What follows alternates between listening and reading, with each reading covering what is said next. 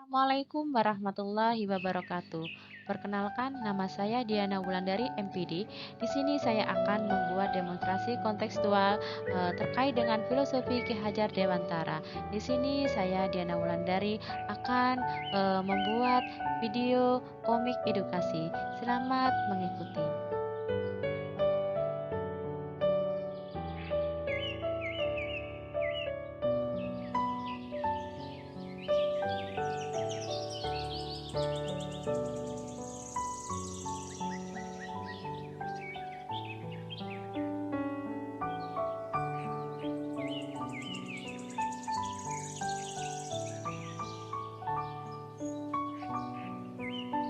Pada pagi hari, matahari telah bersinar dengan hangatnya, sehingga pancaran cahayanya juga terasa sangat hangat dan sejuk, sehingga dapat dirasakan. Pada pagi hari, para pendidik sudah mulai dengan kegiatan rutinnya. Ada yang melakukan kegiatan pembelajaran di dalam kelas maupun di luar kelas, dan ada juga yang sedang mengoreksi kegiatan anak. Kemudian terlihat Bu Diana dan Bu Nelly yang sedang asik berdua yang saling mengobrol dengan tukar pendapat. Dari kejauhan, Pak Rahmat menghampiri ibu-ibu tersebut. Secara tidak sengaja, Pak Rahmat keluar dari kelas dan melihat Bu Diana dan Ibu Nelly lagi berbincang-bincang di halaman sekolah. Wah, sedang apa Bu Diana sama Bu Nelly ini? Kok nampaknya asik banget? Oh, ini Pak, kami sedang berbicara tentang filosofi pendidikan Ki Hajar Dewantara. Wah, sangat menarik sekali ya Bu. Kalau Ki Hajar Dewantara, saya suka dengan sistem amongnya Bu. Oh, iya Pak, sistem Among Ki Hajar Dewantara itu ya? Sistem Among Ki Hajar Dewantara itu Pak, sangat menyongkong kodrat alam anak-anak yang kita didik Pak, agar dapat mengembangkan hidupnya baik lahir maupun batin. Itu menurut kodratnya masing-masing Pak. Ya Pak, makanya saya kagum dengan beliau yang mendirikan sekolah taman siswa. Kalau pemikiran Ki Hajar Dewantara yang paling berkesan bagi Ibu, kira-kira yang mana ya Bu? Kalau saya Pak, saya terkesan dengan tiga pemikiran beliau dan juga pemikiran yang menghambakan pada anak serta pendidikan yang menuntun. Iya Pak, jadi kita seharusnya sudah merdeka belajar loh. Kemudian Pak Rahmat dan Bu Diana serta Bu Nelly mengobrol menuju ke taman. Merdeka belajar yang bagaimana, Bu? Apa anak-anak sudah bebas dari belajarnya? Enggak Pak, maksudnya begini, merdeka belajar artinya anak memiliki kebebasan untuk berpikir dan berekspresi dengan tujuan untuk menggali potensi terbesar para guru dan murid serta meningkatkan kualitas pembelajaran secara mandiri. Menurut Ki Hajar Dewantara adalah proses pendidikan yang membebaskan peserta didik dari bentuk segala keterpaksaan dan tekanan, serta peserta didik diberi kebebasan untuk mengembangkan potensi diri sesuai dengan minat dan bakat mereka. Begitu, Pak. Oh, begitu. Pak, jadi kita sebagai guru hanya bersifat fasilitator, artinya memfasilitasi dengan memberikan pelayanan untuk memudahkan anak-anak dalam kegiatan proses pembelajaran. Nah, fasilitator guru berperan sebagai pembantu dalam pengalaman belajar, membantu perubahan lingkungan, serta membantu terjadinya proses belajar yang serasi dengan kebutuhan yang diinginkan sesuai dengan kodrat alam dan kodrat zamannya, Pak.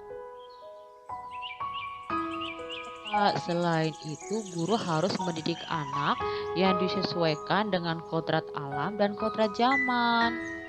Apalagi Bu, kok ada kodrat alam dan kodrat zaman juga?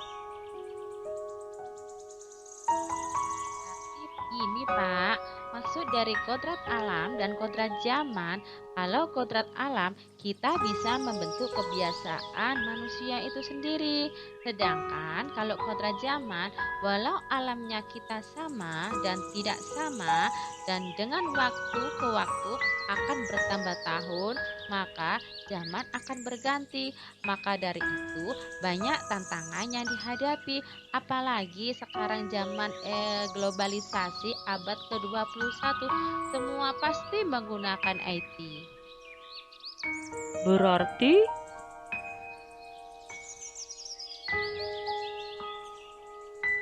Jadi Bu, kalau saya sebagai guru harus memperhatikan dengan memberi pelajaran sesuai dengan alam dan zamannya ya Bu.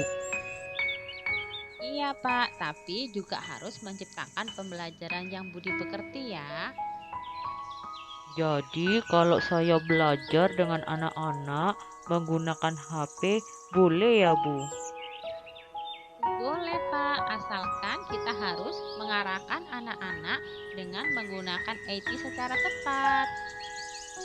Pak, kita juga harus memantau anak-anak dalam menggunakan HP agar tidak disalahgunakan. Tadi Ibu bilang pembelajaran budi pekerti, maksudnya bagaimana itu Bu? Kok saya jadi belum mengerti ini? Bingung jadinya saya.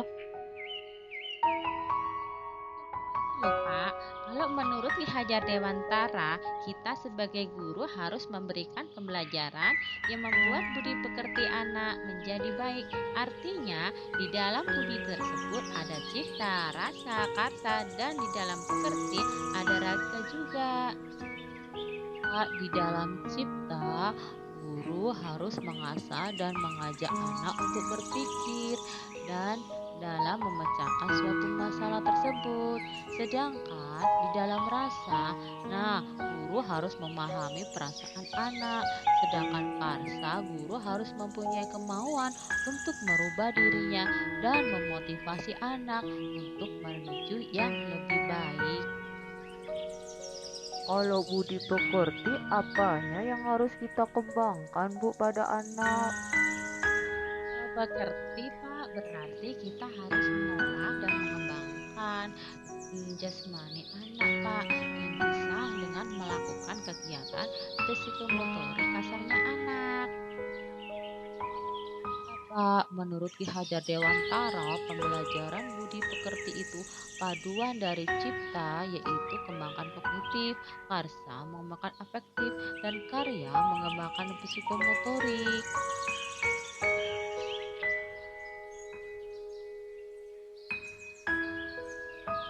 Pak, intinya filosofi Ki Hajar Dewantara bahwa pendidikan berpusat pada anak dan memihak kepada anak juga, serta ada 3 kerangka perubahan menurut Ki Hajar Dewantara.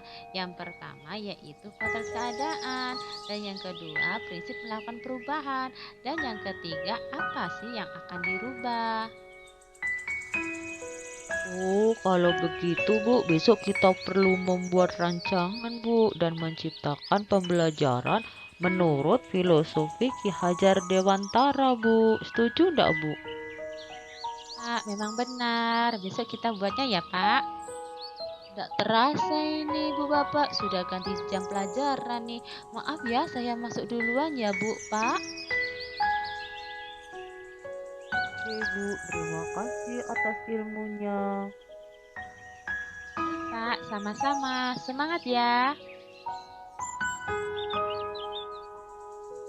Sekianlah video komik edukasi. Saya Diana Wulandari MPD, salam guru penggerak. Bergerak, bergerak, menggerakkan. Wassalamualaikum warahmatullahi wabarakatuh.